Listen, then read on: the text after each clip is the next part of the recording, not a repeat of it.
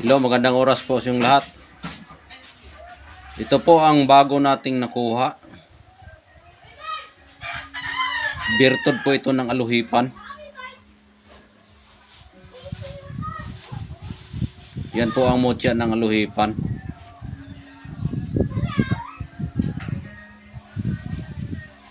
Yan. Nagkumpul-kumpul yung ulihipan dito sa bato. Yan, pinapaikutan nila yung kanilang mutya. At itong bato na ito ay aluhipan po lahat yung katawan niya. Yan o. Aluhipan po yan lahat yung katawan ng bato. Dahil nga mutya po ito ng aluhipan. Nakuha ko po ito sa dike ng Basakan. Dike ng Basakan. Yan. Yan o.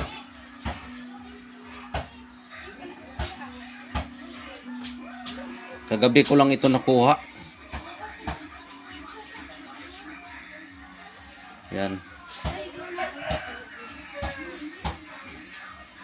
Ang gamit po nito ay pwede ito gamitin sa ating proteksyon o panguntulan.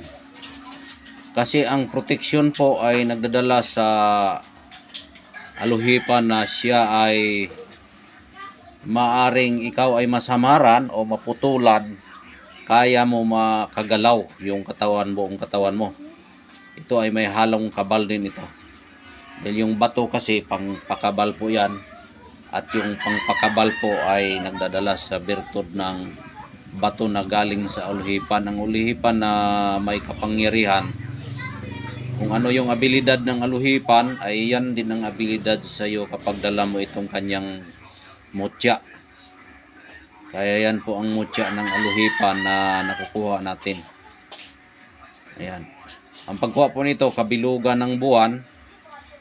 Kahit hindi kabilugan ng buwan, basta yan ay nagpaparamdam sa iyo na magpakuha yung gabay, ay pwede mo puntahan kung saan siya nagpapakuha. Dahil nga ang gabay, siya ang nagtuturo kung saan mo kukunin ang kanyang birtod. Kaya ito ang mutya natin na aluhipan, nagpaparamdam sa akin kagabi. Kaya ito na ang aking nakukuha ngayon. Araw po kasi ngayon ng Martes. Kaya nagpaparamdam talaga sila. Kaya napakaganda talagang aluhipan. Ang bato ay pinapaikutan ng katawan ng aluhipan. Yan. Ayan o, dami no. Yan. Ang abilidad kasi ng aluhipan kapag may tao kasi na makakita sa'yo kung biglaan, matakot talaga. Nakakatakot yung aluhipan. Tapos kapag patayin mo yung aluhipan, hindi basta-basta mamatay yung aluhipan. Dahil yung kalahati ng katawan niya ay tatakbo at tatakbo rin yan. Kaya kapag ikaw din ay masugatan o papatayin ka ng tao, ay hindi ka basta-basta mamatay, madala ka pa sa ospital. Ibig sabihin, mabuhay ka pa.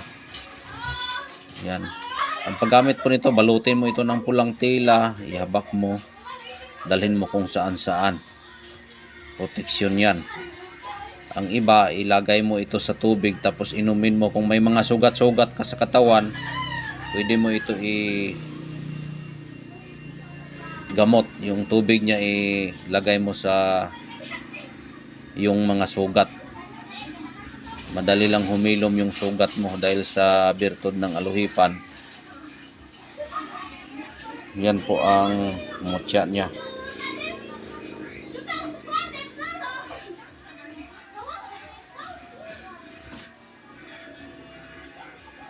Ang dami. Yan o.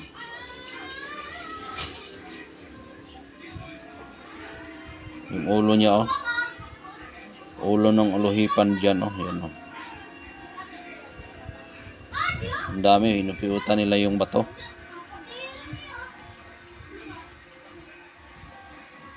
Ulitin ko po, ang paggamit po nito ay balutin mo ng pulang tela, ihabak mo tapos dalhin mo kung saan saan.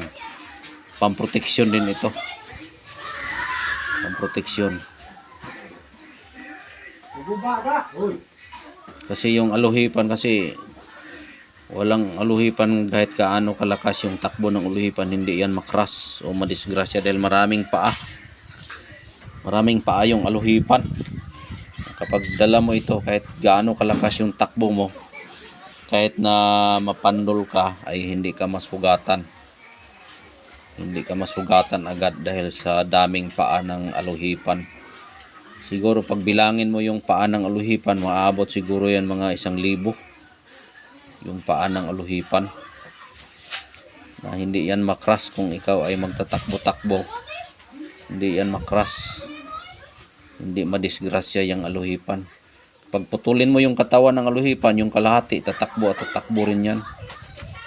Yan ang abilidad ng aluhipan. Pag dala mo ito, yung mutya niya, ay hindi naman maghanap tayo ng gulo, ay yan talaga ang birtud ng aluhipan. Dalhin lang natin sa mabuti para magtagal tayo sa mundong ibabaw dahil nga ang kapangyarihan ay may hangganan. Kaya ito'y gabay lamang para ito'y gagamitin natin sa ating proteksyon at may halong swerte. Yan. Maaari din itong pwede nating sabihing swerte ito dahil bihira ka lang makakita ng aluhipan na nagiging bato po ang kanyang nakikita mo yung kanyang mutya. Bihira lang talaga. Kaya itong pambihirang mutya na ating nakikita ay tsansyanan nyo ito na magkakaroon kayo ng ganitong klaseng virtudes na galing sa kalikasan. Yan po yung katawan ng aluhipan o mutya niya.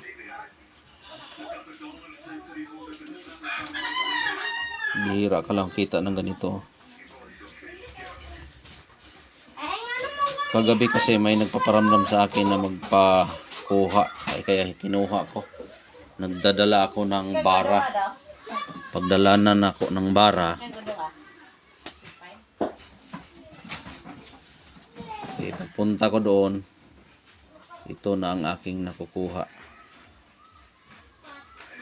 Batong aluhipan o mutya ng aluhipan.